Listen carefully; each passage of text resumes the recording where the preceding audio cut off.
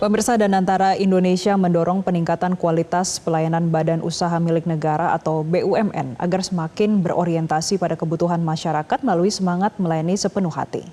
Semangat itu diarahkan untuk mendorong perubahan kualitas layanan, mulai dari kemudahan akses, kecepatan, efektivitas, hingga pengalaman masyarakat saat menggunakan layanan BUMN. Untuk memastikan peningkatan layanan dapat diukur secara objektif, Danantara mengembangkan instrumen CX100 untuk mengevaluasi pengalaman pelanggan. Senior Director Chief Marketing Officer Danantara Asset Management, Dendi Tegar Danianto menyebutkan, CX100 merupakan alat ukur dari kematangan layanan BUMN terhadap publik. Ada 125 BUMN yang melayani langsung masyarakat sebagai pelanggan, sehingga akan menjadi objek utama alat ukur ini.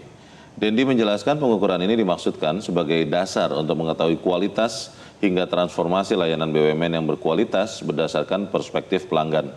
Karena itu Danantara terus mendorong peningkatan mutu layanan BUMN yang berkelanjutan baik di sektor transportasi, energi, hingga pangan. Ya, tapi yang kuantitatifnya gimana? Supaya menjadi sistem tadi. Nah, disinilah CX100 datang.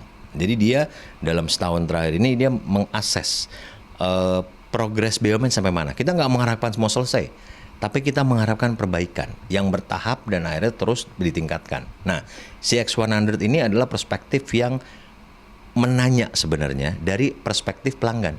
Kita nggak ada tuh dalam CX100 tanya BOD atau level -1 yang menangani pelayanan, enggak.